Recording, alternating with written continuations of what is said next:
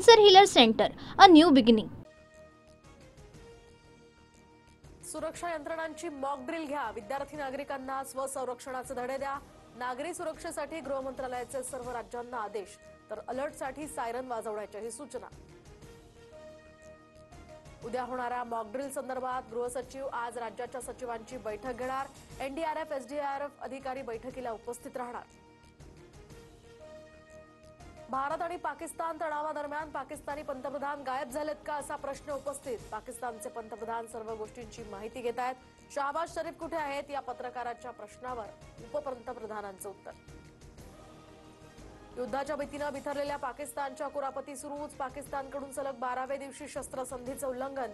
भारतीय सैन्याकडून सुद्धा चोख उत्तर.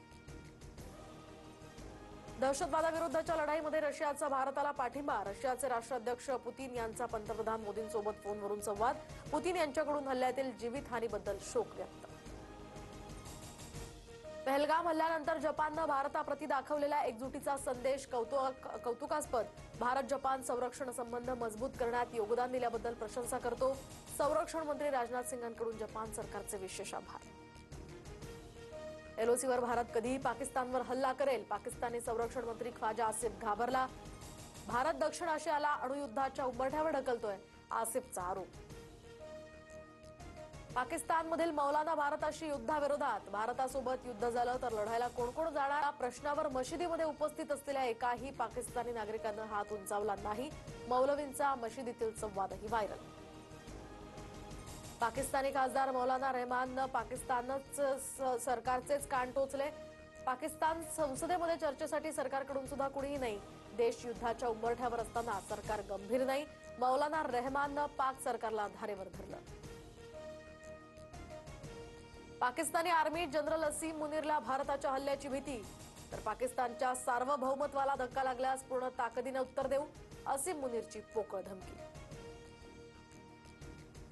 भारताशी युद्ध करणं पाकिस्तानच्या अर्थव्यवस्थेला परवडणार नाही. पाकची अर्थव्यवस्था डबघाईला येईल.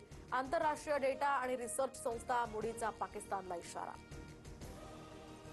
भारतीय हल्ल्याच्या भीतीनं पीओकेतली गावं आणि रस्ते सुनसान, तर हॉटेल्स आणि मदरसे सुद्धा बंद. युद्धजन्य परिस्थितीमुळे पाकव्याप्त काश्मीरात सर्वत्र घबराटीचं वातावरण. भारतानं चिनाब नदीचं पाणी रोखलं. पाकची शेती यामुळे संकटात. खरीपाच्या सुरुवातीलाच 21% पाणी टंचाई. पाकिस्तानच्या IRSAची माहिती. लवकरच झेलमचं सुद्धा पाणी थांबवणार. पाकिस्तानच्या संसदेत भारताविरोधी ठराव एकमतानं मंजूर. पाणी अडवण्याचा कोणताही प्रयत्न युद्धाचा प्रयत्न मानला जाईल. बिथरलेल्या पाकिस्तानकडून भारताला धमकी देण्याचा प्रयत्न. जम्मू काश्मीरच्या पहलगाममध्ये सुरक्षा वाढवली. पर्यटन स्थळांवरील जंगल परिसरात ड्रोनद्वारे दहशतवाद्यांवर नजर. दहशतवादी हल्ल्यानंतर अनेक भागांमध्ये सध्या हाय अलर्ट. अहिल्यानगरच्या चौंडीमध्ये आज मंत्रिमंडळाची बैठक. मंत्र्यांसाठी विविध वातानुकूलित कक्ष सज्ज. मंत्रिमंडळात कोणते निर्णय होणार याकडे आता सर्वांचं लक्ष. एका रुपयात पीक विमामुळे आता 6,000 कोटींचा भुर्दंड. बनावट अर्ज करून पीक विमा लाटल्याचे प्रकार उजेडात. बेस्टच्या तिकिटामध्ये या आठवड्यापासून वाढ होण्याची शक्यता. बेस्ट बस भाडेवाढीबाबतच्या प्रस्तावाला मुंबई महापालिकेपाठोपाठ परिवहन प्राधिकरणाची सुद्धा मंजुरी.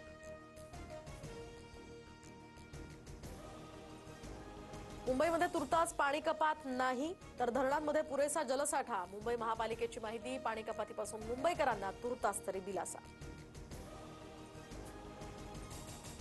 नागपूर, गोंदिया, वर्धा, चंद्रपूर, वाशिमला अवकाळी पावसाचा तडाखा. तर जळगाव, मनमाड, जालना, छत्रपती संभाजीनगरसह अनेक भागांमध्ये गारपिटीचं थैमान.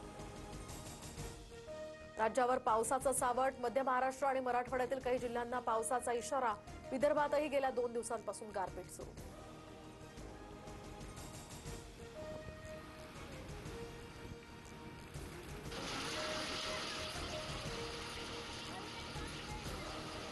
Cancer Healer Center, a new beginning.